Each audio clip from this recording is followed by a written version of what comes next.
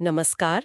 हमने बाबाजी यूनिफाइड 2025 श्रृंखला में काफी सारी तकनीकें सीखी हैं, पर अब सवाल ये उठता है कि रोजमर्रा की जिंदगी में सही निर्णय, बुद्धिमानी भरे निर्णय कैसे लें, मार्गदर्शन कहाँ से मिलेगा।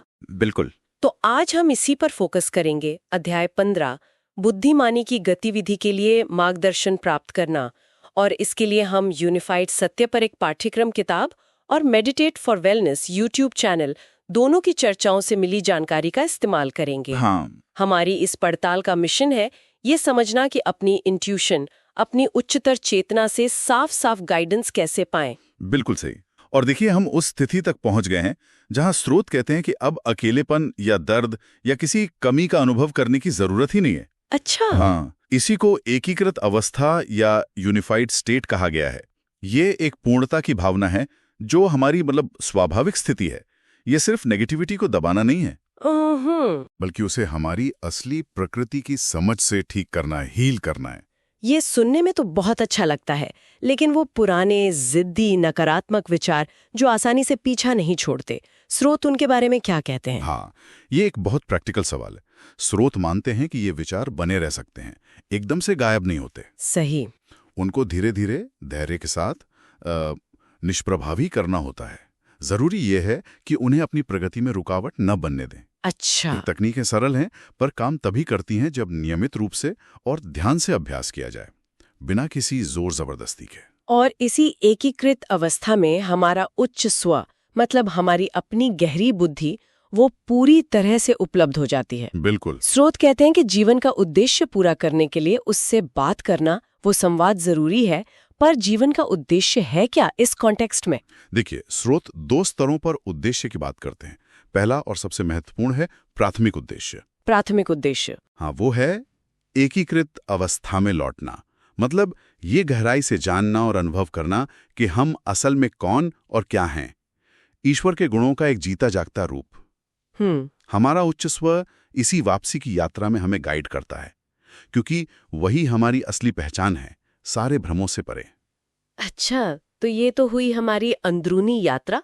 और दूसरा उद्देश्य, जिसे गौण उद्देश्य या धर्म कहा गया है? हाँ, वो हमारे बाहरी जीवन से जुड़ा है। हमारी रोज की गतिविधियां, हमारा काम, रिश्ते, शौक, सब कुछ। अच्छा, और मजे की बात यह है कि ये सब भी उसी प्राथमिक उद्देश्य को पूरा करने का साधन बन जाते हैं। कैसे? उच्च स्व इनमें भी मार्गदर्शन करता है, और ये हर व्यक्ति के लिए बिल्कुल अनोखा होता है। आपका धर्म मेरे धर्म जैसा नहीं होगा। सही। तो इन व्यक्तिगत अनोखे रास्तों पर मार्गदर्शन पाने का प्रैक्टिकल तरीका क्या है?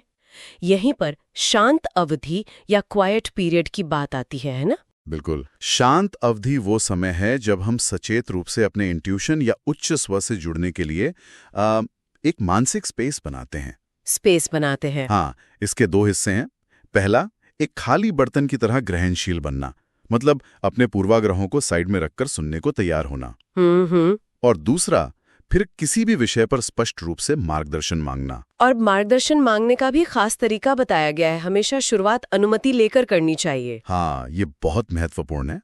हमेशा पहले पूछें क्या इस, और फिर विषय बताएं कि बारे में पूछना मेरे सर्वोच्च और सर्वोत्तम हित में है। अच्छा। उत्तर हाँ या नहीं के रूप में मिल सकता है। ये कोई अंदरूनी एहसास हो सकता है, कोई संकेत, या सीधे शब्दों के जरिए भी। उच्च स्व हमें चुनने देता है कि हम कैसे संवाद करना चाहते हैं। नहीं उत्तर थोड़ा निराशाजनक लग सकता है।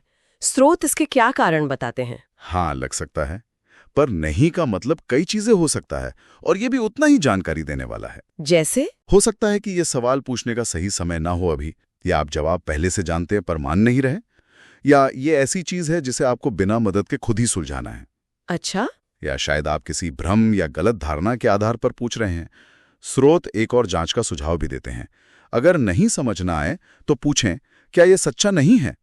इससे कभी कभी अंदर का प्रतिरोध सामने आ जाता है। ये दिलचस्प है। और अगर उत्तर हाँ हो तो क्या इसका मतलब है कि बस यही एक सही रास्ता है? नहीं, यहीं पर बात और गहरी हो जाती है। स्रोत साफ कहते हैं कि हाँ का मतलब ये नहीं है कि इसका उल्टा करना गलत है। ओह।